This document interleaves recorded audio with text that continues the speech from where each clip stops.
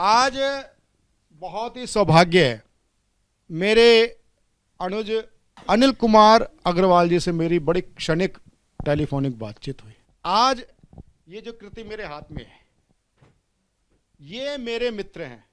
कविता संग्रह है।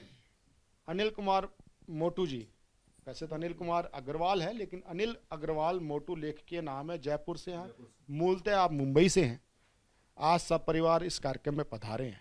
आज इनकी अपनी इतनी शानदार पुस्तक का लोकार्पण होने जा रहा है। मूलतः आप मुंबई से बेस्ड हैं, आप शेयर ब्रोकर हैं और साथ ही अनेक प्रकार के आप व्यवसाय करते हैं, लेकिन इनके अंदर एक साहित्य के अनुरागी होते हुए कविता को ये जीते हैं। तो आज उनकी पुस्तक का लोकार्पण करने के लिए हमारे मध्य हैं सुप्रसिद्ध, लोकप्रिय, अंतर्राष्ट्रीय विख्यात कवि प्रोफेसर शाश्वत मनमनीषी जी, प्रवीण गुप्ता जी, पंडित नमन जी। मैं आग्रह करूंगा निवेदिता जी सबसे, कृपया पुस्तक का लोकार्पण करें और सभी जोरदार ताली के साथ स्वागत करें। ये अनिल कुमार जी बोल रहे हैं कि मैंने हंसी बांटने का स्टार्टअप खोल लिया है। कविता का बड़ा विद्वान तो कभी था नहीं, बस कभी दिल में जमी हुए अनुभवों को हंसी के छींटों के माध्यम से कागज पर उतार देता हूँ। दोस्ती पर लिखना इसलिए आसान है क्योंकि 50 वर्ष पुराने यार आज भी दिल और दिमाग दोनों जगह घेरे बैठे रहते हैं। कृष्ण सुदामा जैसे सच्ची दोस्ती हो और जीवन के चटपटे मजे, यही इस किताब का स्वाद है। मुस्कुराते रहिए। अनिल कुमार मोटू। आप 38 वर्षों से लेखन से जुड़े हुए हैं। यह उनकी पहली कृति है और ये आखिरी कृति नहीं है, मुझे विश्वास है। पहली कृति है। अच्छा, ये उनकी पहली प्रकाशित पुस्तक है। हालांकि उन्होंने हास्य और जीवन पर आधारित अनेक कविताएं लिखी हैं, संग्रह तैयार किए हैं। अब वह लेखन को अपने मन का शौक मानकर पूरी निष्ठा से आगे बढ़ा रहे हैं। यह पुस्तक उनके मुंबई में शुरू हुई 50 साल पुरानी दोस्ती को समर्पित है। जा जोरदार ताली के साथ स्वागत करें।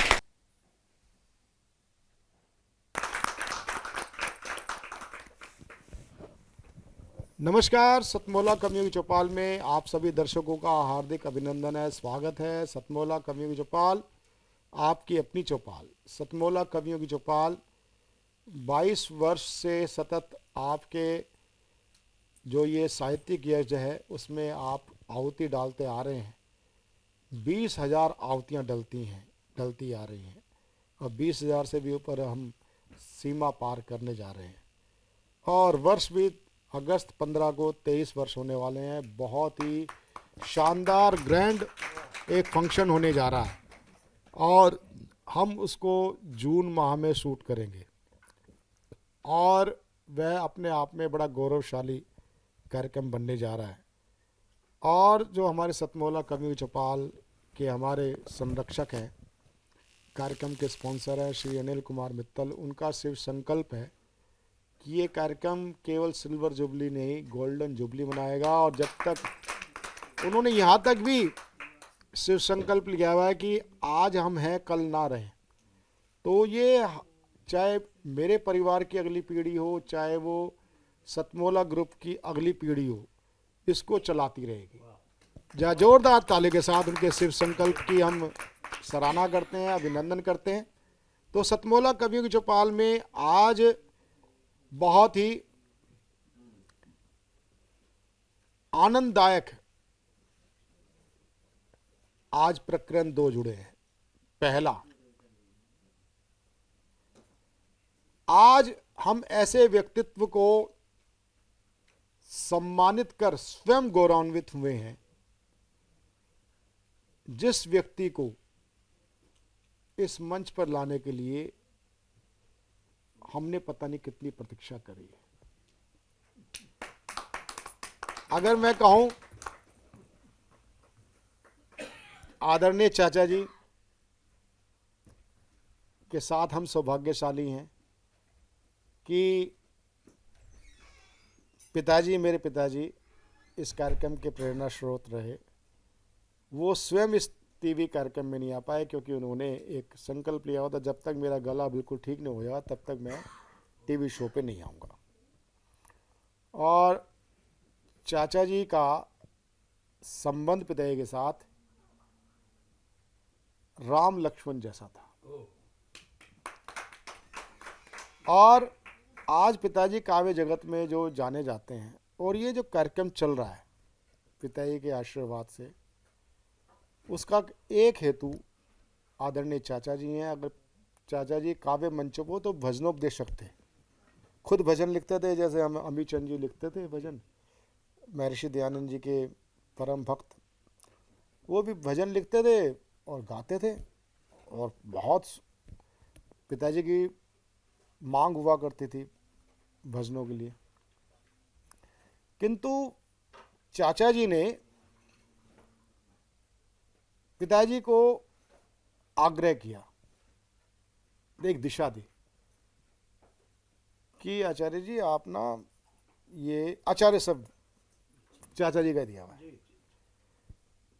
वो तो पंडित जगदीश चंद्र आर्य संगीत शास्त्री लिखा करते थे कि भाई नहीं, आप ना, आपके पास जो एक अद्भुत कला है उसको कविता के रूप में आप मंचों पे लेके आओ।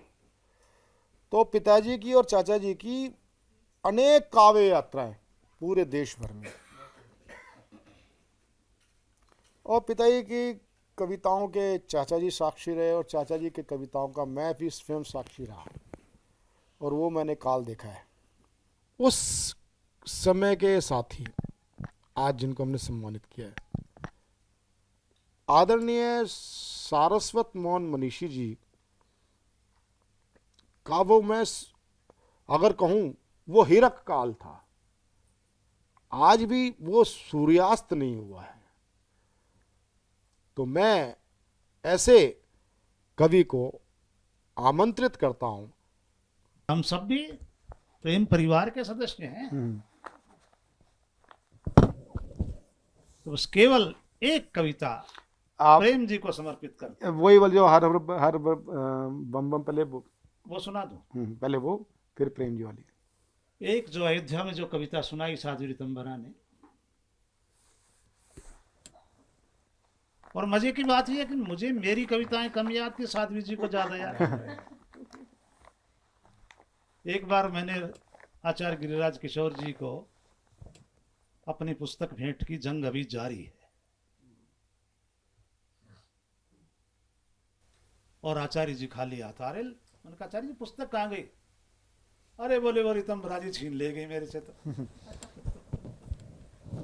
बोले पुस्तक मैंने कहा मैं उनको दे देता। बोला नहीं, वो मेरे से ले गई। बोला जी मुझे दे दो, मैं करूंगी। तो उनको बहुत याद थी। तो कविता तो बहुत लंबी है, लेकिन एक स्टैंजा सुनाता हूं। एक नहीं, कम से 3 स्टैंजा सुनो। चलो।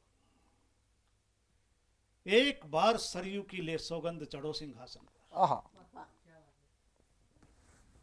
एक बार सरयू की ले सौगंध चढ़ो सिंहासन पर, अपमानित पांचाली काले क्रोध बढ़ो दुशासन पर। एक बार कंकर कंकर को शिव शंकर हो जाने दो, आहा, एक बार फिर महादेव को प्रलयंकर हो जाने दो। आहा, नेत्र तीसरा खुल जाने दो, अभयंकर हो जाने दो। बहुत अच्छे, बहुत अच्छे। मोह मुक्त अर्जुन को गिरा हुआ गांडी उठाने दो, राणा सांगा की छाती को घावों में खो जाने दो, और एक बार हर घाटी को हल्दी घाटी हो जाए। बहुत अच्छे, बहुत अच्छे, बहुत अच्छे, बहुत। एक बार हर घाटी को हल्दी घाटी हो जाने दो, तलवारों के लिए वैरियों के सिर कम हो जाने दो, तलवारों के लिए वैरियों के सिर कम हो जाने दो, और एक बार हर हर गंगे हर हर बम बम हो जाने दो। बहुत अच्छे, बहुत अच्छे, बहुत अच्छे, बहुत अच्छे।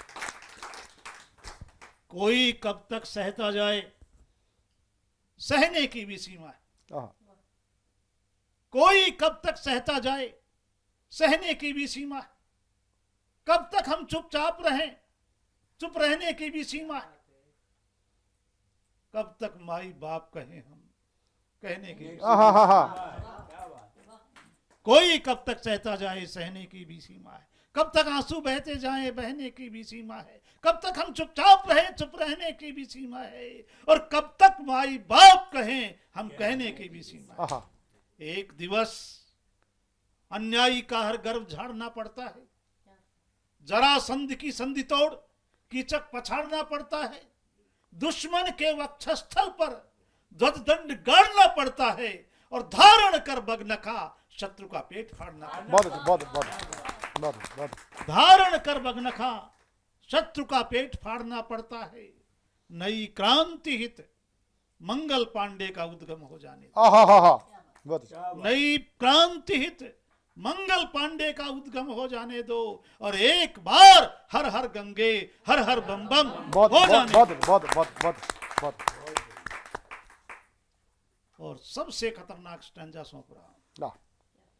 खून खराबे से क्या डरना, खून खराबा होने दो। खून खराबे से क्या डरना, खून खराबा होने दो। शोर शराबे से क्या डरना, शोर शराबा होने दो। एक बार जो भी होता है भोले बाबा होने दो। बहुत अच्छे। एक बार जो भी होता है भोले बाबा होने दो और बच्चे बच्चे को फिर से करतार सराबा होने दो। बच्चे बच्चे को कैसे करतार सराबा होने दो।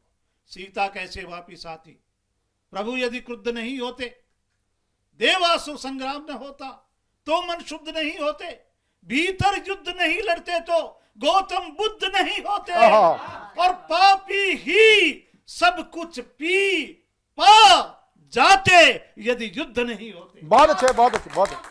पापी ही सब कुछ पी पा जाते यदि युद्ध नहीं होते। नारी नारायणी पुरुष को पुरुषोत्तम हो जाने दो।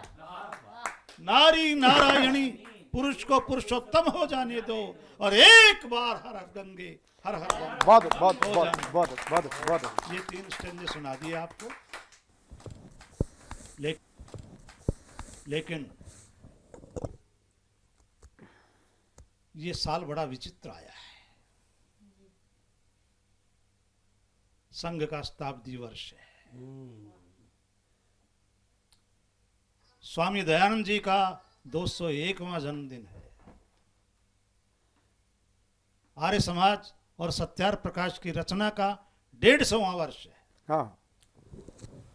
और स्वामी श्रद्धानंद जी का बलिदान का 99वां वर्ष है।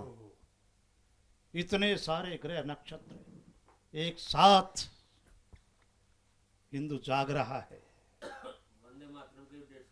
लेकिन हाँ, वंदे मातरम भी, नर्मदेश्वर नमन जी, अभी इनका पूरा नाम कोई नहीं लेता, ये खुद ही नहीं लेते, वरना हमारे तो बहुत छोटे भाई हैं, बड़े प्रिय हैं। पंडित नर्मदेश्वर नमन, ये पूरा नाम। तो एक गीत की कुछ पंक्तियां सुनाता हूं। देखो, दिल से अंधेरों को भगाओ साथियों, दिल से अंधेरों को भगाओ साथियों, आंधियों में दीपक जलाओ साथियों, तेल की तलाश में न जाओ साथियों, तेल की तलाश में न जाओ साथियों, बातियों को खून में डुबाओ साथियों, बातियों को खून में डुबाओ साथियों। हमने वायदा किया ऋषियों से, सनातन परंपरा से, इस देश की परिपाटी से, इस देश की संस्कृति से क्यों भूल जाते हैं? इसलिए कहता हूं कि वायदा करो तो पूरा होना चाहिए, मांग भर दी तो नहीं रोना चाहिए। यदि आग लगी आपके पड़ोस में, चैन की न नींद कभी सोना चाहिए, चैन की न नींद कभी सोना चाहिए। बेटी न किसी की भी सतानी चाहिए, टीवी फ्रिज हेतु न जलानी चाहिए, बेटी न किसी की भी सतानी चाहिए, टीवी फ्रिज हेतु न जलानी चाहिए। इतनी समझ हमें आनी चाहिए, इतनी समझ हमें आनी चाहिए, लड़की न लकड़ी बनानी चाहिए, लड़की न लकड़ी बनानी चाहिए। डोलियां न अर्थियां बनाओ साथियों, डोलियां न अर्थियां बनाओ साथियों, उतना ही खाओ जो कमाओ साथियों, तेल की तलाश में न जाओ साथियों, बातियों को खून में डुबाओ साथियों, बातियों को खून में डुबाओ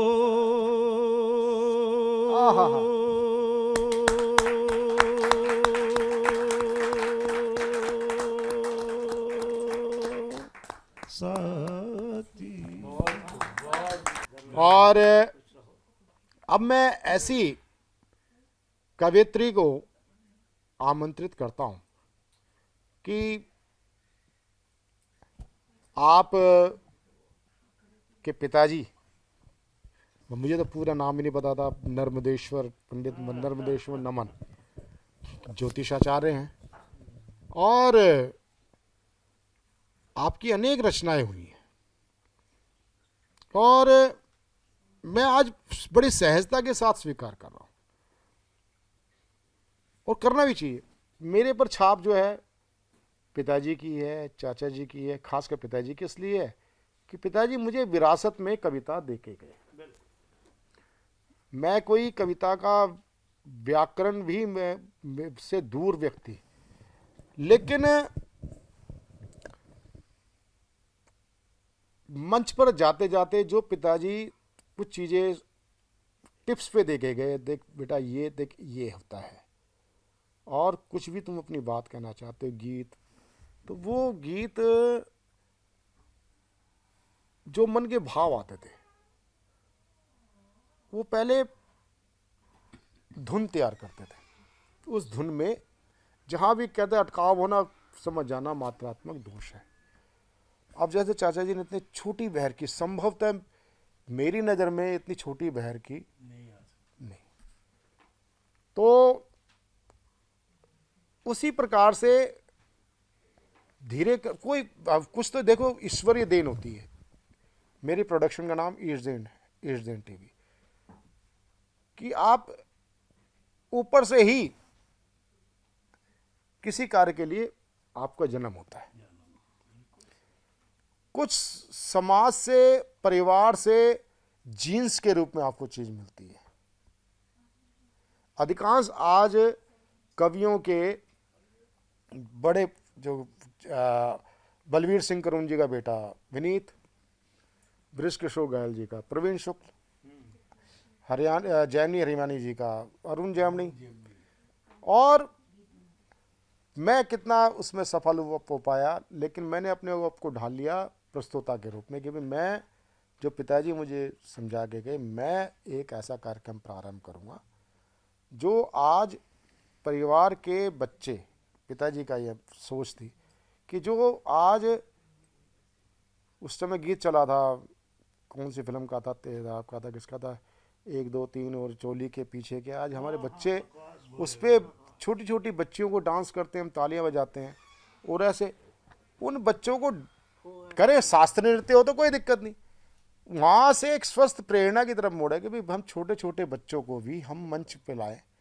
ऐसे जो आदित्य जैन आज लपेटे नेता में नेताजी पे आता है, आदित्य 8 साल का बच्चा यहाँ से कविता पाठ करके गया था उस समय। ऐसे अनेक बाल कवि आज सुस्थापित कवि हैं। और मैं इतनी लंबी बात जो कर गया वो इसलिए कर गया कि पंडित नमन नर्मदेश्वर नमन जी का मेरा साथ भी लगभग 22-23 साल पुराना है। जब आप आए थे तब भी ऐसे दिखते थे और आज भी ऐसे दिखते हैं। और उस टाइम साधना टीवी झंडे वाला में एक छोटे से कमरे में होता था। पहली बार काव्य पाठ आपने पंडित नमन जी ने उस समय किया था। तब भी उस टाइम की कविता, फिर बीच में इतना हमारा लंबा साथ रहा, और उन कविताओं को साथ चलते चलते चलते चलते चलते जब नेहा मैंने तुमको सुना, तो जो पैतृक गुण है, जो जीन्स के रूप में जो आपके अंदर हुआ और उसको आपने उसको निखारा पिता के आशीर्वाद से, बहुत ही शानदार है। और अभी बीच में मैंने आपको कविता बदलने के लिए कहा था दूसरे एपिसोड में, तो मैं आग्रह करता हूँ उस प्रतिनिधि रचना, क्योंकि कभी एक समय होता था चाचा जी कि पैरोडी को एक हेय विधा के रूप में जानते थे कि ये पैरोडी क्या है। कुछ तो ऐसे भी थे हमारे पुराने पिताजी के साथी कवि थे, बजरंग सत्यप्रकाश बजरंग, वो क्या करते थे, कविता तो सीधा उसमें पढ़ी जाए, ये पिताजी गा के पढ़ते थे। कहते थे भाई क्या नाम, ये तो कविता नहीं है। तो पिताजी उनको विनोदी सभा में जवाब देते थे, भाई हम माँ सरस्वती के पुत्र हैं, तो माँ सरस्वती के हाथ से वीणा निकाल दो, किताब रहने दो। तो उसी प्रकार आज जो पैरोडी है विधा के रूप में स्वीकृत हो गई है। बस ये है, एक अनिवार्य जो उसमें शर्त है, उसका जो तत्व है साहित्यिक कंटेंट, वो आपका इधर उधर ना भटके। आज आप बात करें तो एक ये उस नाते मैं जो आपकी सर्वश्रेष्ठ जिसको मैं समझता हूँ दक्षिण भारतीय भाषा का शब्द ओ अटमामा शायद है, तो मुझे तो नाम भी नहीं लिया जा रहा क्योंकि वैसे तो, लेकिन वो बेटा बहुत अच्छा वो आपका वो है। और मैं चाहूँगा कि इस विशेष एपिसोड में उसी एक पैरोडी को लेके आए। जोरदार ताली के साथ हम नेहा शर्मा का अभिनंदन। आप सभी को नमस्कार करती हूँ। 21वीं सदी भारत की है। भारत अब ना तो रुकेगा और ना ही झुकेगा, और जो भी भारत से पंगा लेगा वो बुरी तरह ठुकेगा। मेरा भारत बदल रहा है, थप्पड़ के बदले मुक्का जड़ रहा है। ऑपरेशन सिंदूर पर आपको एक पैरोडी सुनाने जा रही हूँ। पाकिस्तान बोला मेरा पानी रोक डाला है, इंडिया ने आधी रात मुझे ठोक डाला है, मार डाला हाफिज सईद बोला, बवासीर हो चुकी है मौलाना मुनीर बोला, अंटा वाम मामा अंटा वाम मामा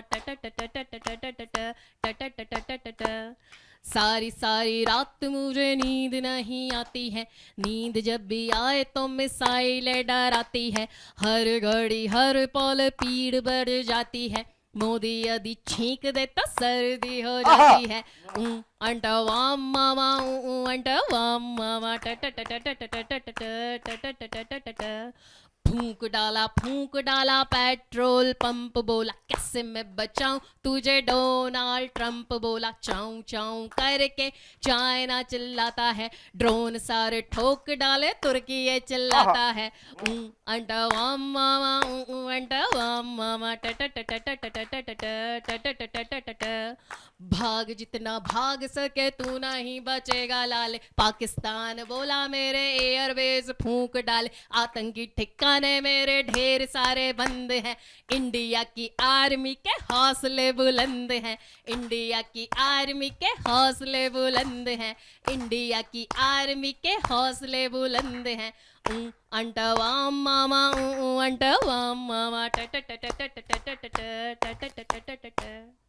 धन्यवाद। बहुत अच्छे बहुत अच्छे बहुत अच्छे।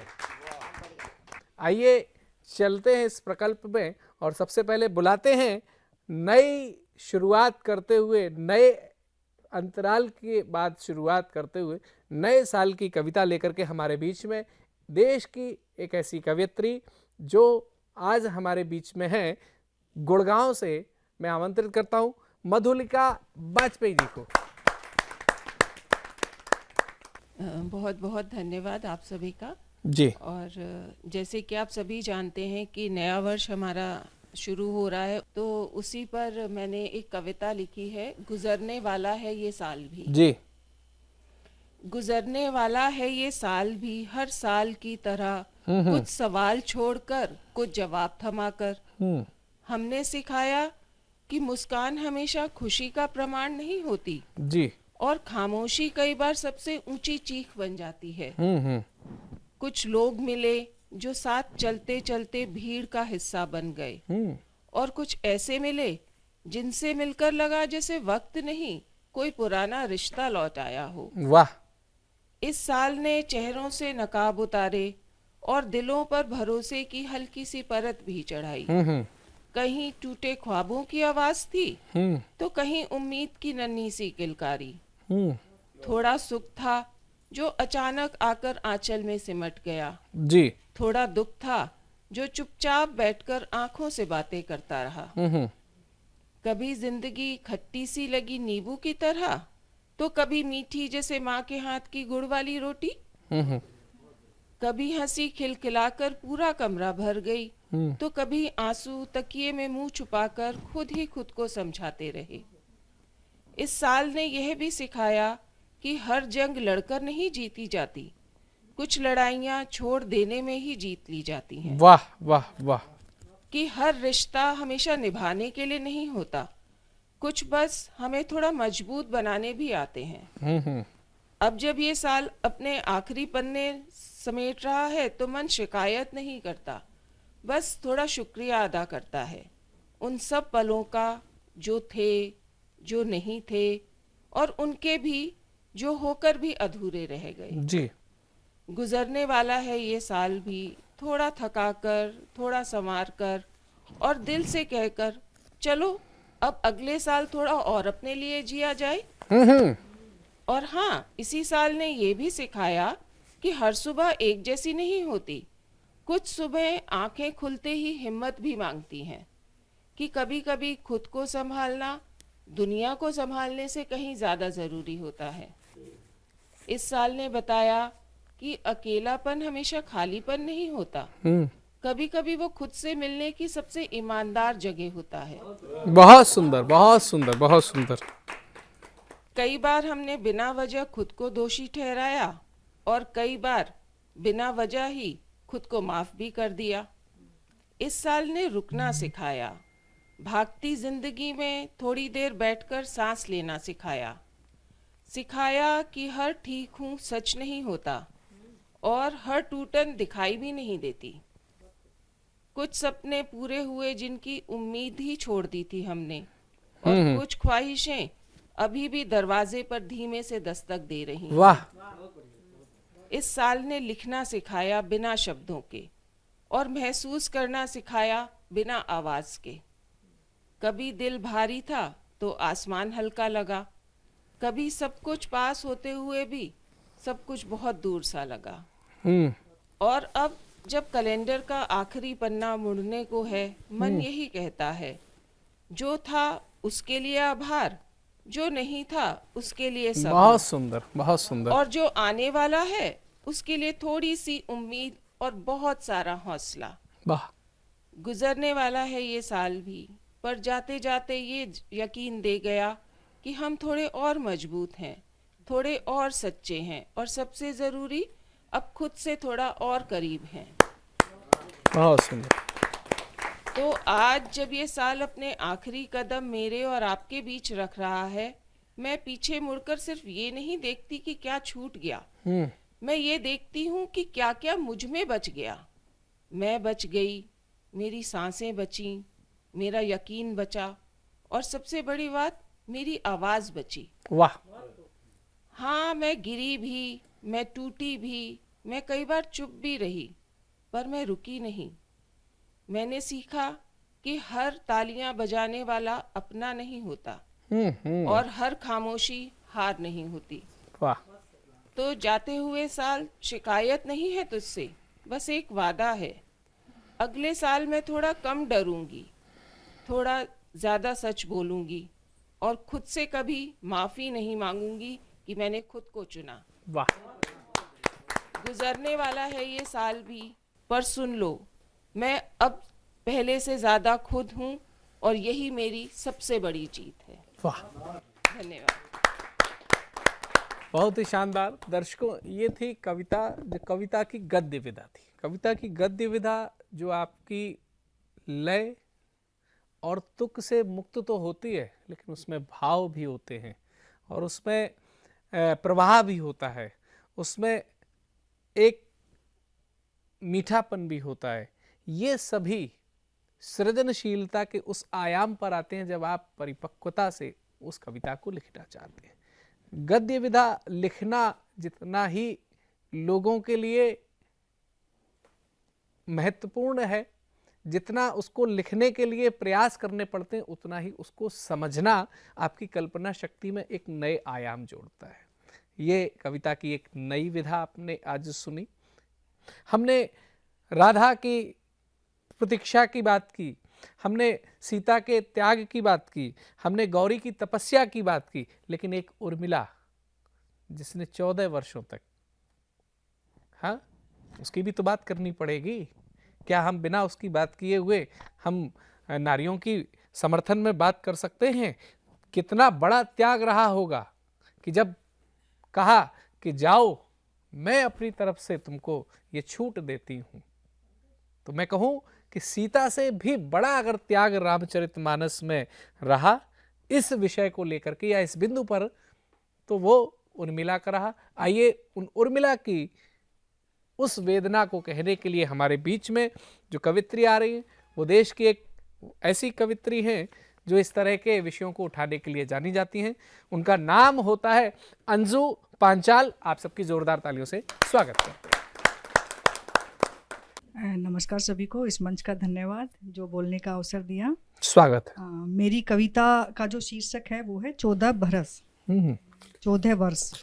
तो मैंने ये उर्मिला जी के ऊपर लिखी हैं। जो लक्ष्मण पत्नी उर्मिला है वो सदा से ही हमारे यहाँ पर कुछ ऐसी नारियाँ हैं जिन्होंने बहुत त्याग किया है, तपस्या की है, और जिनका कुछ स्थापित करने में, जैसे हम कहें रामचरितमानस में रामायण, राम जी की जो कहानी है, राम जी की कहानी जो सफल हुई है, जो उन्होंने अधर्म पर धर्म की विजय पताका लहराई है, उसके पीछे उर्मिला जी का भी योगदान है। बहुत सुंदर। उसी योगदान को मैं इन शब्दों में पिरो के लाई हूँ और शुरू करती हूँ।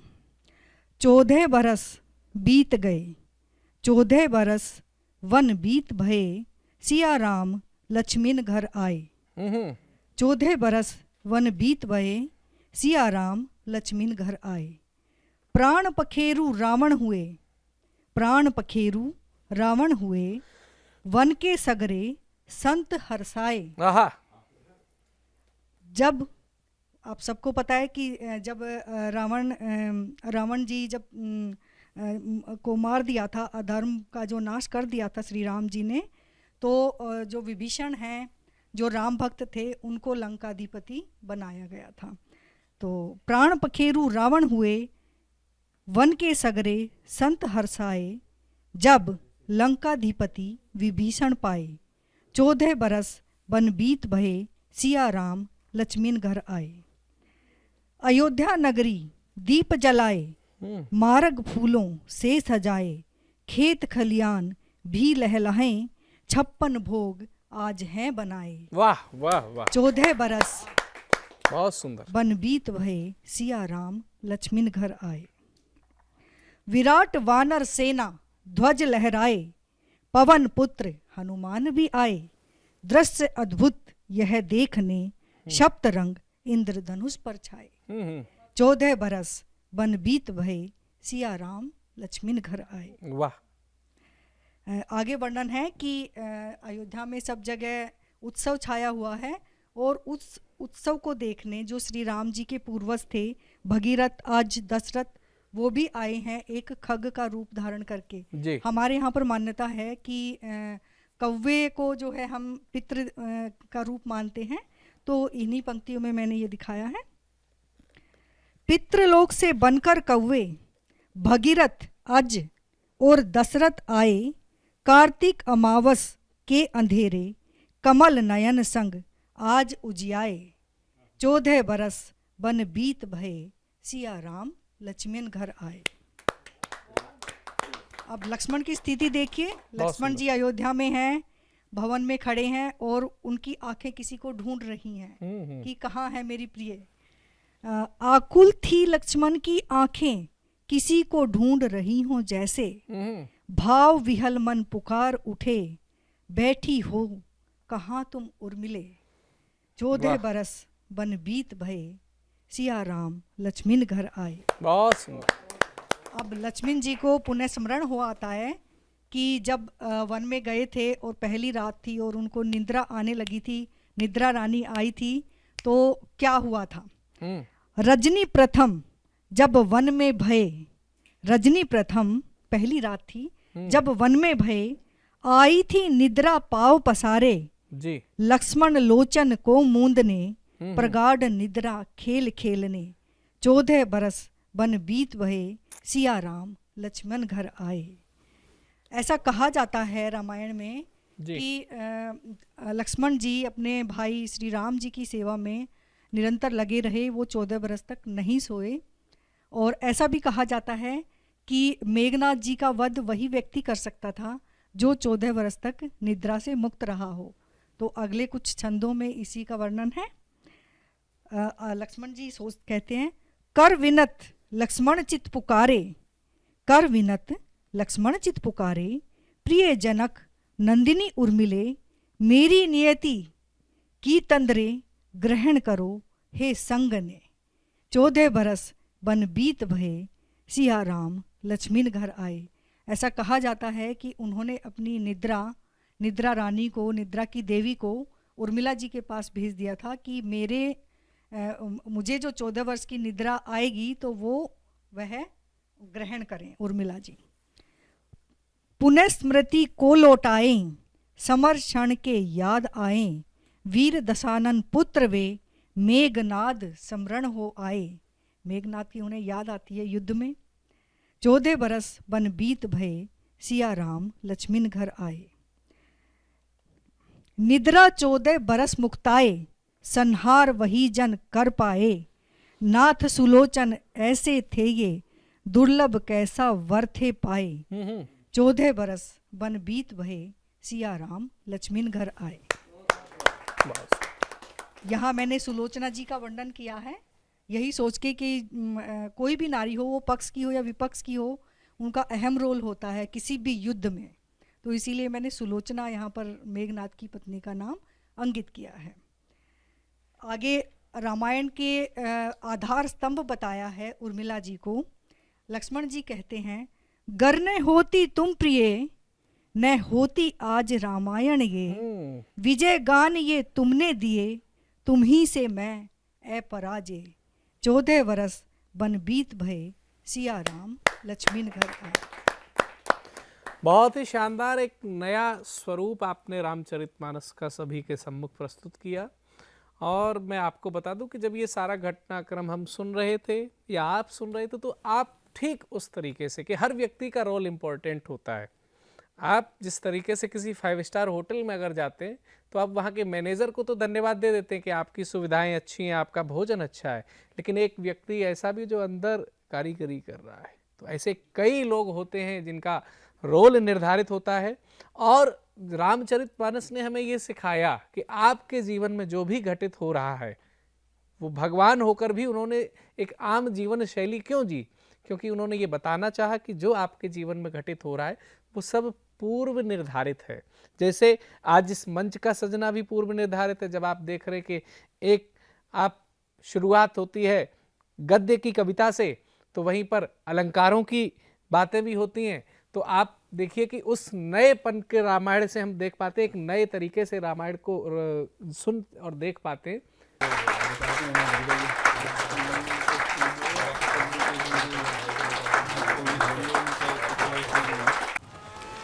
शिट। रोहन, अभी तक पढ़ाई शुरू नहीं की ना तुमने? बालकनी का ग्लास भी तुमने ही तोड़ा था ना? तुम्हारे पापा को बताऊंगी। मम्मा, मैंने ग्लास के साथ एक फ्लावर पॉट भी तोड़ा था। हाँ? सतमोला खाओ, कुछ भी पचा।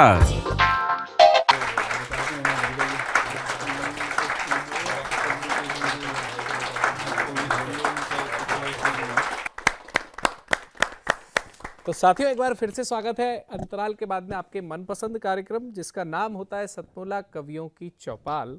और ये चौपाल आपको बताते हुए बड़ा हर्ष हो रहा है कि ये चौपाल आज 22 से अधिक साल पूरे कर चुकी है। यानी कि इस चौपाल के सजते सजते सजते 22 वसंत लोगों के जीवन के बीत गए। और कई ऐसे कवि यहाँ से निकल करके आए जिन कवियों ने हिंदी साहित्य को, कविता जगत को एक नए मुकाम पर ले जाने का काम किया। साथियों, आज हमारे बीच में एक बार पुनः कुछ ऐसे कवि आए हुए हैं जो कवि आज अपनी रचनाएं आपके सामने प्रस्तुत करेंगे। इन कवियों ने अपने अपने अलग अलग विचारों पर कविताएं लिखी होती हैं, लेकिन कविताओं की विशेषता ये होती है कि वो कविता लिखी तो कवि के मना स्थिति पर जाती है, लेकिन वो जन जन की स्थिति की कविता हो जाती है, तब वह कवि की कविता सार्थक होती है।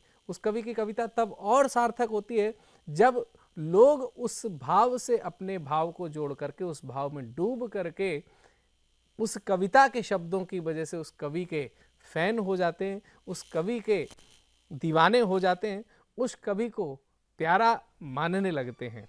अभी एपिसोड में कविता की गद्य विधा, लेकिन गद्य विधा के साथ साथ में आइए एक कविता के उस स्वरूप से भी मिलते हैं जिस स्वरूप में भक्ति भी होती है और उस भक्ति में शक्ति भी होती है, और शक्ति के साथ साथ में ये कहने की भी शक्ति होती है कि कहाँ सही और कहाँ गलत और हमारा जीवन कहाँ तलक। इस सब चीज़ों को अंकित करने के लिए हमारे बीच में देश की एक ऐसी नई उभरती हुई कवित्री आ रही है जिसका नाम होता है अंकिता मिश्रा। आइए जोरदार तालियों से स्वागत करें। बहुत बहुत धन्यवाद। एक नारी, एक लड़की, एक युवती सिर्फ अपने तक सीमित नहीं रहती, उसके अंदर पूरा संसार कहे तो स्वयं शिव बैठता है। तो उसी शिव को धारण करते हुए दो छोटी छोटी कविताएं, थोड़ी लय में, थोड़ी ताल में, हो सकता है कहीं ताल चूके, पर हाँ, जो चीज़ नहीं चूकेगी वो है नारी शक्ति, क्योंकि नारी शक्ति हमेशा आगे बढ़ती है। तो प्रस्तुत है एक कविता। शीश शशि धर धरा पे, शीश शशि धर धरा पे, प्रकृति पुरुष झर हवा में, शीश शशि धर धरा पे, प्रकृति पुरुष झर हवा में, शिव शिव पुकार धरा पे, शिव शिव पुकार धरा पे, शिवांशी शिव को देख रही। शिव शिव पुकार धरा पे, शिवांशी शिव को देख रही। चंद्र नभ में लुप्त है, चंद्र नभ में लुप्त है, शिव कैलाश में गुप्त है। चंद्र नभ में लुप्त है, शिव कैलाश में गुप्त है। चंद्र भर अंधियारे में शिवांशी शिव शिव जप रही। चंद्र भर अंधियारे में शिवांशी शिव शिव जप रही। ना भू सत्ता ना लोक सत्ता, ना भू सत्ता ना लोक सत्ता, वह ज्ञान सत्ता में आगे बढ़ रही। ना भू सत्ता ना लोक सत्ता, वह ज्ञान सत्ता में आगे बढ़ रही। सारे शीश शीशों से तोड़, सारे शीश शीशों से तोड़, वह स्वयं शिव बन रही। वह गणेश गढ़ रही, वह गणेश गढ़ रही। बहुत बहुत धन्यवाद। तो जैसा आपने देखा कि सारे शीश शीशों से तोड़, अपना वास्तविक रूप सबको दिखाती है नारी, शीशा दिखा देती है सबको, तो शीश तोड़ देती है, गर्व का शीश तोड़ देती है। और उसी में जो मेरी दूसरी कुछ पंक्तियां हैं, जो नारी क्या है ये दर्शाते कि नारी वास्तव में क्या है, क्योंकि हमने नारी को बहुत सीमित कर दिया, जबकि हमारी भारतीय संस्कृति में नारी बहुत आगे रही है, हमेशा से आगे रही है, और आज ये कहना उचित नहीं होगा कि नारी आगे नहीं है। तो प्रस्तुत है। सूर्य के तेजसी वायु के वेग सी, सूर्य के तेजसी वायु के वेग सी, चंद्र सी शीत चांदनी है वो। सूर्य के तेजसी वायु के वेग सी, चंद्र सी शीत रोशनी है वो। मेघ की ओस सी दामिनी के रोश सी, मेघ के ओस सी दामिनी के रोश सी, वेद की वेदिका शब्दकोश है वो, शब्दकोश है वो। प्राणों की चेतना, प्राणों की चेतना वन की कायासी, प्राणों की चेतना वन की कायासी, मन की वेदना ग्रह प्रार्थना है वो, मन की वेदना ग्रह प्रार्थना है वो। मुख से सरस्वती श्याम वर्ण वेग सी, मुख से सरस्वती श्याम वर्ण वेग सी, कालिका चंद्रिका परमात्मा है वो, कालिका चंद्रिका परमात्मा है वो, परमात्मा है वो। तो इसी के साथ स्त्री के बारे में मेरी ये कुछ पंक्तियां थी। बहुत बहुत धन्यवाद इस मंच का कि स्त्री के ऊपर मैं ये पंक्तियां रख पाई। बहुत ही सुंदर। आपने कविता के जब नव स्वरूप से आप परिचित हुए, आपने गद्य कविता जब यहाँ सुनी, तो आपको मैं बता दूं कि इस कविता में भी कुछ नयापन था, और वो नयापन था कि जब शा शा शा शा की आवृत्ति हो रही थी तो श्ले आपका अनुप्रास अलंकार वहाँ पर दिख रहा था, और जब यहाँ पर उपमा की जा रही थी नारी की, तो यहाँ पर आपको उपमेय अलंकार जो है वो प्रदर्शित हो रहा था। ये कवियों के वाकई में जो चीज़ें आपको शायद है कि आज के उन मंचों पर जहाँ पर सिर्फ और सिर्फ उन विषयों को केंद्र मान लिया गया जो विषय लोगों को केवल मंच दिलाने तक सीमित होते। ये नए प्रयोग वहाँ पर आपको देखने को नहीं मिलेंगे। अगला विषय भी जोड़ता है कि नवगीत क्या है, और उस नवगीत को जो लेकर के आ रहे हैं उनकी भी अगर बात करें तो उनकी एक विशेषता है कि 14 किताबें आ चुकी है। देखिए, आप सब कुछ पहले से निर्धारित है कि नहीं? आप बेबजे लगे पड़े कि हम कर रहे, वो कर रहे, वो कर रहे, ये कर रहे, ये कर रहे, वो कर रहे, सब पहले से हो रहा है। काहे परेशान हो? आइए चलते हैं, हम भी आपको परेशान नहीं करेंगे नए कवि की ओर, जो कि बुजुर्ग और वृद्ध कवि हैं। आइए जोरदार तालियों से उनका स्वागत करते हैं, जिनका नाम होता है जगदीश प्रसाद, जगदीश पंकज जी। तो मैं कह रहा था कि मैं मुख्य नवगीतकार हूँ। नवगीत की 13 पुस्तकें मेरी प्रकाशित हो चुकी हैं, और जो सबसे ताज़ा पुस्तक है वो अभी इन्होंने दिखाई, बंद कपाट लगी है सांकल। वाह। तो नए विषयों पर नवगीत का अर्थ यही है कि हमारी गीत की नवता हो और नवता के गीत हों। हम परंपरा, गीत की जो परंपरा है उसमें आधुनिकता को भी जोड़ करके, और तब अपना जो है हम अपने युग के सत्य को व्यक्त करें। क्या बात कही है, क्या बात कही है। तुकांत कविता में तो बहुत स्पेस होता है जी, उसको खूब बढ़ाया जा सकता है, लेकिन नवगीत के अंदर एक लिमिटेड स्पेस में हमें अपनी बात भी कहनी है, नयापन भी लाना है, अपने युग को और समकालीनता से जुड़े भी रहना है। आधुनिकता भी है और परंपरा भी है, दोनों के समन्वय को लेकर के जब लेखन किया जाता है गीत का, तो उसको नवगीत कहते हैं। एक नवगीत के प्रतिनिधि, नवगीतकारों के प्रतिनिधि के तौर पर मैं प्रस्तुत कर रहा हूँ एक स्वागत नवगीत। ये नवगीत रिश्तों के ऊपर संबंधित, रिश्तों के संबोधन भी अलग अलग होते हैं जी। किसी के हम पिता हैं तो वो पिता कह करके, किसी के बेटे हैं तो वो बेटा कह करके, इस तरह से शब्दों का अपना जो है प्रयोग होता है संबोधन के लिए। तो वही हमको उसी स्थिति में जैसा संबोधन होता है उस संबोधन के हिसाब से ही हम उसी स्थिति में पहुंच जाते हैं। तो गीत प्रस्तुत है, निवेदन कर रहा हूं कि रिश्तों के कुछ प्यारे प्यारे संबोधन बूढ़े मन को बचपन तक ले जाते हैं। रिश्तों के कुछ प्यारे प्यारे संबोधन बूढ़े मन को बचपन तक ले जाते हैं। जब तुतलाती हुई सुरीली आवाजें बिना बताए कंधों पर चढ़ जाती हैं। मीठी किलकारी घुटनों के बल चलकर अपने नन्हे करतब आ दिखलाती हैं। वाह। तब सब रोम उछल कर उठी तरंगों की, तब सब रोम उछल कर उठी तरंगों की, भूली यादें पुलकन तक ले जाती हैं। क्या बात है। के कुछ प्यारे प्यारे संबोधन बूढ़े मन को बचपन तक ले जाते हैं। कभी उभर कर नैनों के मदिरालय की, कभी उभर कर नैनों के मदिरालय की, भाषा के संकेत याद आ जाते हैं। आशा के विपरीत कभी संबंधों से चुहल गुदगुदी की मृदुता पा जाते हैं। कि कुछ आधे कुछ लाड़ लड़ाते उच्चारण, कुछ आधे कुछ लाड़ लड़ाते उच्चारण, प्यासे मन को यौवन तक ले जाते हैं। क्या बात है। वाह। प्यारे प्यारे संबोधन प्यारे बूढ़े मन को बचपन तक ले जाते हैं। आगे है कि बड़ा नहीं होने देते हैं कुछ रिश्ते। माँ बाप के जो रिश्ते होते हैं वो बचपन का इनाम याद रहता है उनको।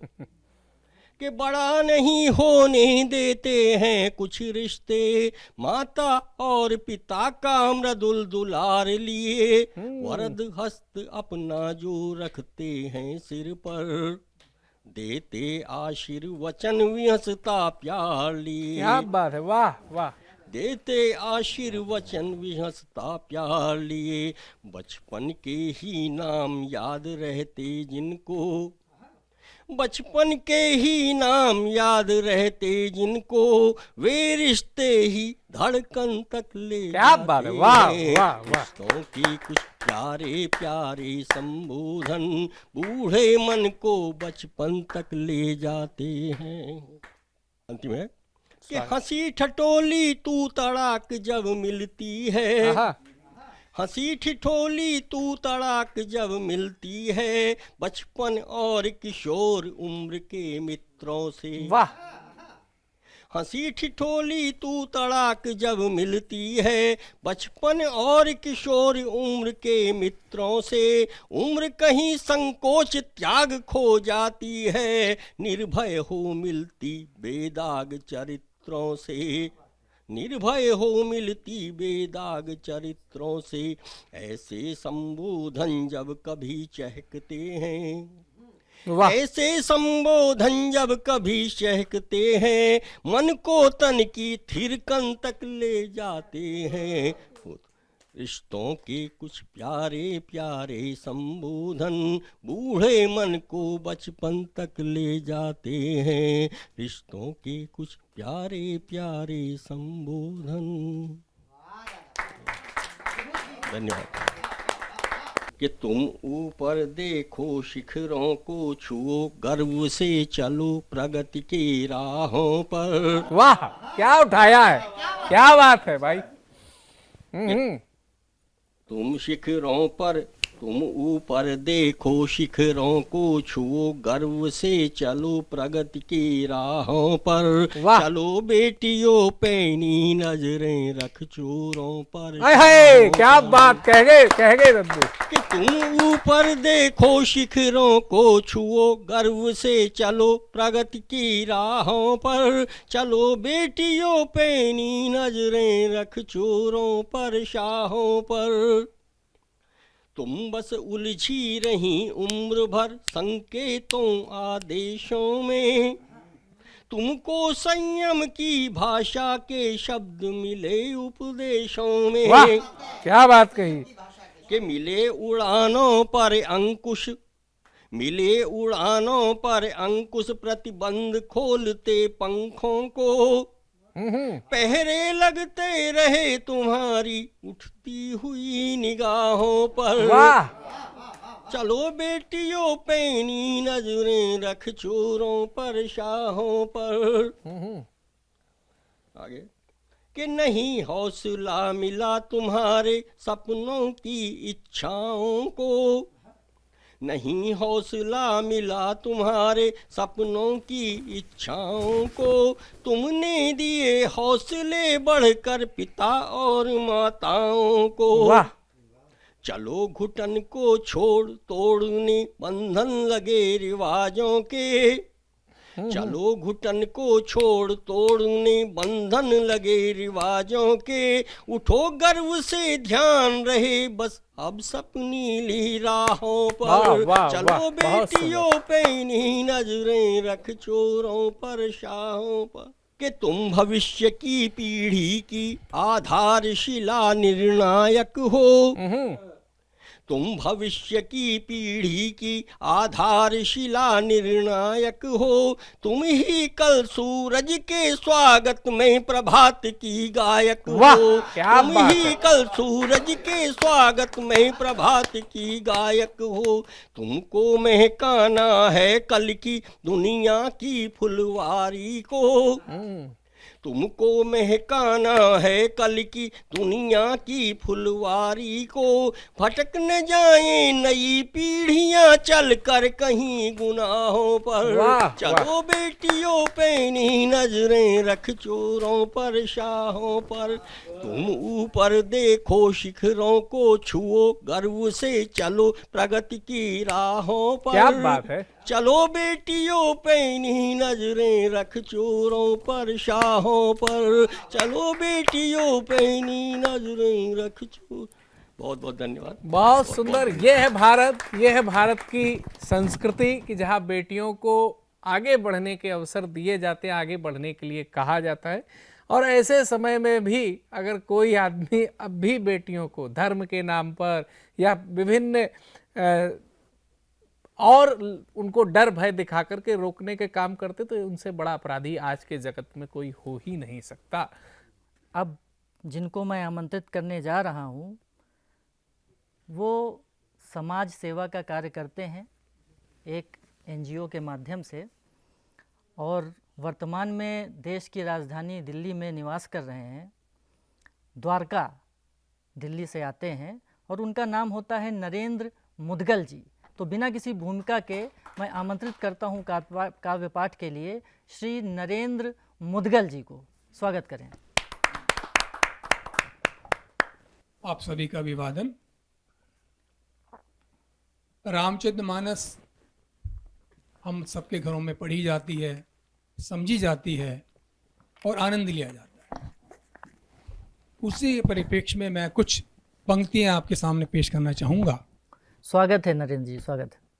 हमें निज धर्म पर चलना सिखाती रोज रामायण। वाह वाह वाह, बहुत बढ़िया, बहुत बढ़िया। हमें निज धर्म पर चलना सिखाती रोज रामायण।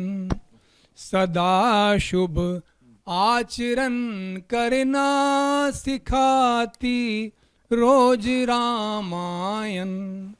जिन्हें संसार सागर से उतर कर पार जाना है, उन्हें सुख के किनारे पर लगाती रोज रामायण। बहुत बढ़िया, बहुत बढ़िया मुदगल जी, बहुत कहीं छवि विष्णु की बाकी, कहीं शंकर की है झांकी। कहीं छवि विष्णु की बाकी, कहीं शंकर की है झांकी। हृदय आनंद झूले पर झुलाती रोज रामायण। क्या बात है, क्या बात है, बहुत सुंदर, बहुत सुंदर। कभी वेदों के सागर में, कभी गीता की गंगा में। कभी वेदों के सागर में, कभी गीता के गंगा में। कभी रस बिंदु के जल में डुबोती रोज रामायण। बहुत सुंदर, बहुत सुंदर, बहुत सुंदर। सदा शुभ आचरण करना सिखाती रोज रामायण। सरल कविता के कुंजों में बना है मंदिर हिंदी का। सरल कविता के कुंजों में बना मंदिर है हिंदी का। जहाँ प्रभु प्रेम का दर्शन कराती रोज रामायण। जहाँ प्रभु प्रेम का दर्शन कराती रोज रामायण। सदा शुभ आचरण करना सिखाती रोज रामायण। बोलो श्याम रामचंद्र भगवान। बहुत बढ़िया नरेंद्र जी। मित्रों, मानस के बाद मैं बहुत प्रेरित हूँ स्वामी विवेकानंद महाराज से। विवेकानंद जी के बारे में कुछ पंक्तियां लिखने का प्रयास किया है। स्वागत है, स्वागत है। लेकिन एक डॉक्टर कविता तिवारी ने कुछ पंक्तियां पढ़ी है। प्रथम उनकी दो पंक्तियां पढ़ूंगा। स्वागत है नरेंद्र जी, स्वागत है। कथानक व्याकरण समझे तो सुरभित छंद हो जाए। मेरे इस देश में फिर से सुखद मकरंद हो जाए। मेरे ईश्वर मेरे दाता ये सब मांगते हैं आज। युवा पीढ़ी संभल करके विवेकानंद हो बहुत बढ़िया है, बहुत बढ़िया, बहुत बढ़िया। युवा पीढ़ी संभल करके विवेकानंद हो जाए। मैं दर्शकों की जानकारी के लिए बता दूं, नरेंद्र जी ने भी स्पष्ट कर दिया है, ये पंक्तियां कविता तिवारी जी की पंक्तियां हैं जिनको नरेंद्र जी ने उद्धृत किया है। अब नरेंद्र जी आपका पाठ करें। ये परिवेश है जो स्वामी विवेकानंद जी ने अमेरिका की यात्रा की, शिकागो की, उसके बारे में। एक युवा सन्यासी जिसने सोच बदल दी दुनिया की, निर्धन शोषित पीड़ित के प्रति जिसके मन में करुणा थी। क्या बात है। वह नरेंद्र से बना विवेकानंद, तभी जग ने जाना। इनकी प्रतिभा इनकी मेधा का सबने लोहा माना। इस सन्यासी ने बतलाया एक देश है भारत भी, बच्चे वेद पारायण करते बजती धर्म दुधुम्बी भी। बहुत बढ़िया। जो स्वामी जी अमेरिका गए शिकागो में, और पूरे शिकागो को जब इन्होंने संबोधन किया धर्म सम्मेलन को, तो पहले इनका वर्ड थे brother and sisters of America. भाई बहन का संबोधन जब जग ने पहली बार सुना, अमेरिका की धर्म सभा का गूंज उठा कोना कोना। भाई बहन का संबोधन जब ने पहली बार सुना, अमेरिका की धर्म सभा का गूंज उठा कोना कोना। थमी नहीं तालियां देर तक, थमी नहीं तालियां देर तक, उनकी ऐसी धाक जमी, वेदों सूक्त को ऐसा जोड़ा, नहीं रही फिर कोई कमी। बहुत बढ़िया, बहुत बढ़िया। वे कहते थे यूं से ही देश की सूरत बदलेगी, वेद शास्त्र की शक्ति से निश्चित ये दुनिया दहलेगी। अब स्वामी जी ने भारत के लिए क्या किया? भारत की संस्कृति के परचम को जिसने फहराया हो, जिसके कारण स्वाभिमान जनमानस में गहराया हो। वाह वाह, वाह। ऐसे स्वामी जी को मैं प्रणाम करता हूँ, वाणी को विराम देता हूँ। धन्यवाद। ये थे नरेंद्र मुदगल जी, जिन्होंने राम कथा से जोड़ते हुए अपने भावों को व्यक्त किया। और राम कथा तो इतनी विराट है कि हमारे देश में अनेकों लोग ऐसे हैं जो राम कथा सुनाकर जिनका जीवन यापन होता है, जिनके परिवार पलते हैं, जिनके घर चलते हैं। अनेकों लोग ऐसे हैं कि राम कथा पर भाष्य लिखकर, उस पर टिप्पणियाँ कर कर, उस पर टीका लिख के जो अमर हो गए, जो जन जन तक पहुंच गए। तो इससे ये अंदाज़ा बहुत आसानी से लगाया जा सकता है कि राम कितने विराट थे। तो राम की विराटता को मैं प्रणाम करता हूँ। और ये कॉन्फिडेंस प्रेम में सिर्फ नायक और नायिका का प्रेम नहीं, ये प्रेम होता है तब आपका प्रेम आपके माता पिता से, वह प्रेम आपके परिवार से, वह प्रेम आपकी जन्मभूमि से, वह प्रेम आपके मातृभूमि से, वह प्रेम आपकी राष्ट्र से। और राष्ट्र से प्रेम में जब वंदना की जाती है तो कवियों के मुख से राष्ट्र वंदना निकल के आती है। ये राष्ट्र वंदना लेकर के हमारे बीच में दिल्ली के एक कवि, जो वैसे तो प्रसिद्ध है बच्चों के लिए कविताएं लिखने के लिए, और बच्चों के लिए उन्होंने कई अच्छे संस्करण भी निकाले, जिसमें सबसे बेहतर संस्करण मुझे जो लगा कि लव यू जियो। देखो भाई, बच्चों से कह रहे हैं कि लव यू जियो। हाँ, और आइए इनके लव यू जियो को, ये लव यू कहाँ हमें फिट करना है, वो देश के साथ में, क्योंकि देश हमारा अद्भुत, अनुपम और रंगीला है। आइए जोरदार तालियों से हम स्वागत करते हैं हमारे सुभाष प्रतापगढ़ी। धन्यवाद प्रशांत जी। जी, और सबसे पहले मैं सतमोला कवियों की चौपाल का हार्दिक स्वागत करता हूं, अभिनंदन करता हूं। इस मंच से आप सबको नमन करता हूं कि इस कार्यक्रम में मुझे शामिल होने के लिए आमंत्रित किया गया, और मैं पहली बार इस कार्यक्रम में शामिल हो रहा हूं। जी, मेरी अभी तक करीब 1 दर्जन के लगभग किताबें प्रकाशित हुई हैं। वाह। जिनमें बच्चों की ज़्यादा किताबें हैं मेरी। और मैं मुंबई फिल्म नगरी से भी होके आया हूँ। वाह वाह। और वहाँ भी मैं कुछ काम करता रहता हूँ, लेखन का। और मैं सुनहरी छाव, हमारी एक संस्था है, साहित्यिक संस्था है, जिसका मैं मीडिया प्रभारी हूँ दिल्ली से। जी। इस तरह से मैं तमाम गतिविधियों से जुड़ा हुआ कार्य कर रहा हूँ, साहित्यिक क्षेत्र में भी, सांस्कृतिक क्षेत्र में भी। और मेरी यूट्यूब पर भी करीब 7-8 रचनाएँ जो हैं भक्ति भाव के और दूसरे और गीत में बज रहे हैं इस समय पे, आप सुन सकते हैं, विभिन्न उससे हैं। और मैं अपनी आज के इस सतमोला कार्यक्रम में देशभक्ति से पूर्ण एक रचना प्रस्तुत करना चाह रहा हूँ। जी, स्वागत है। और मैं चाहूँगा कि अगर आपको अच्छा लगे तो मेरा साथ दीजिएगा। जी। तो सुने।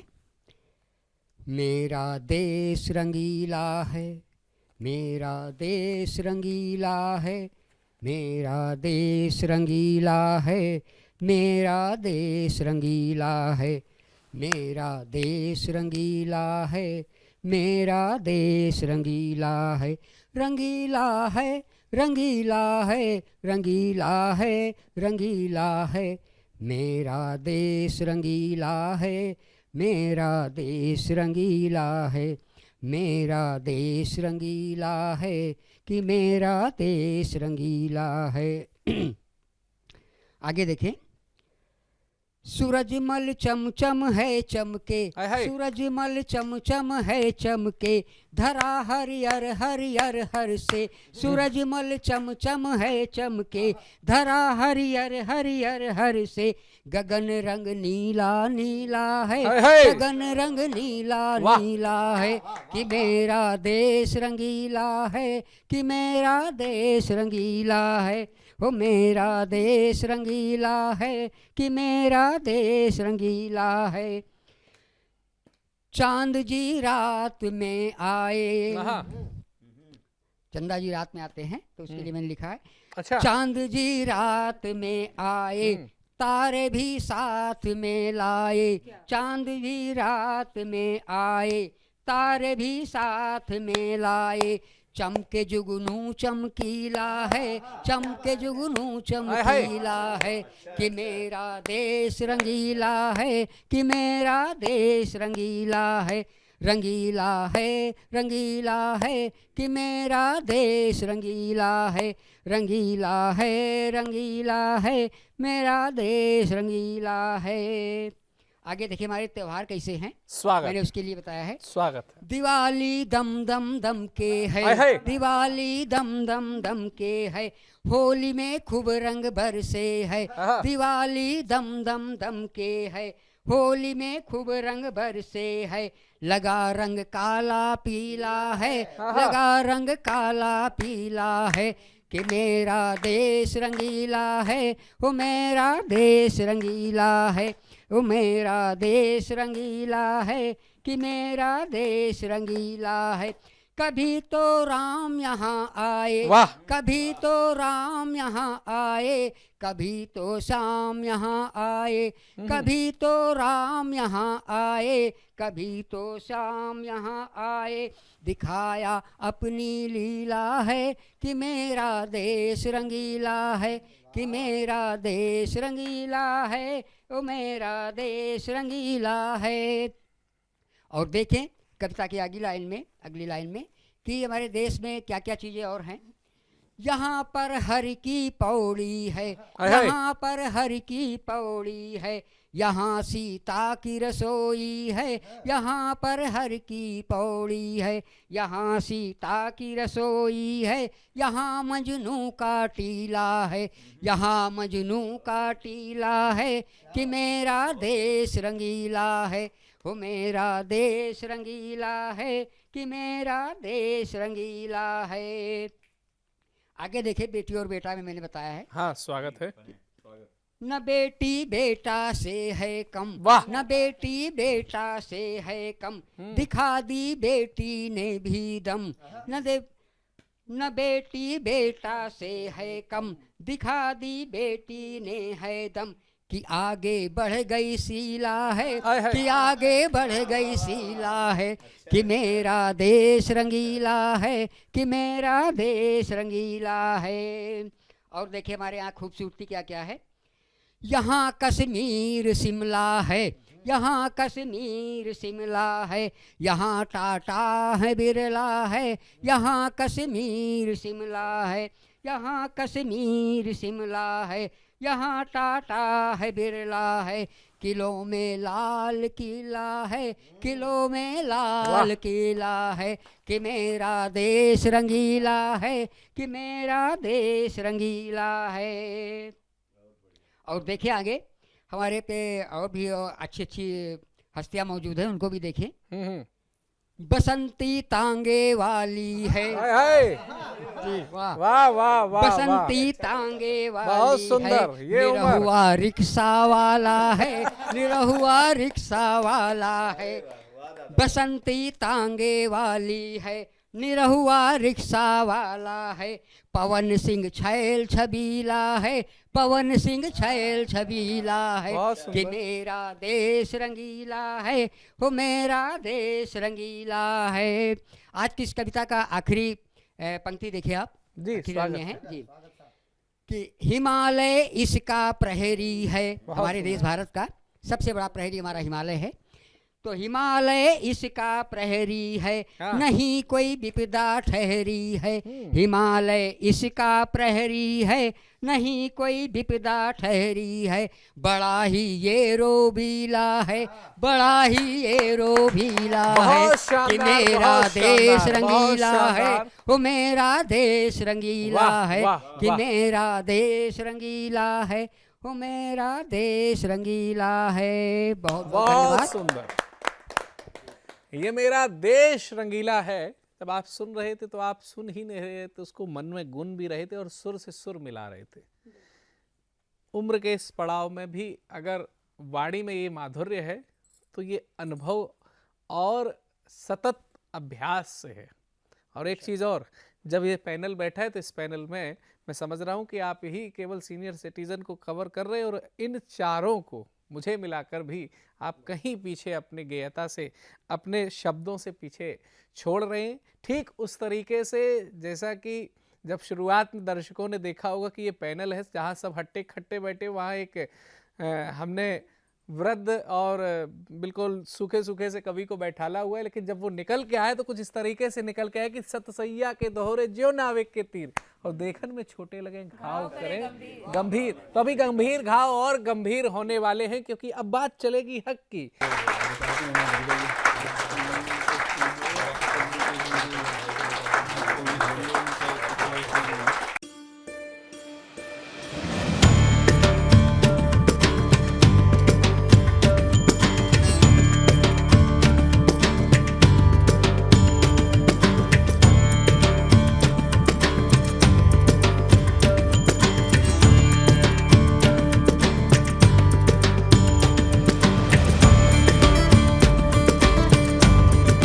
तो इज्जत कर ले उनकी। वो तेरा मामा लगता है? जज साहब मामा कह रहे हैं आपको। इन दोनों जॉली की बातों का क्या करें, ना समझ आए ना अजब हो, पर जब हो सतमोला का चटपटा स्वाद साथ तो हर बात पचेगी।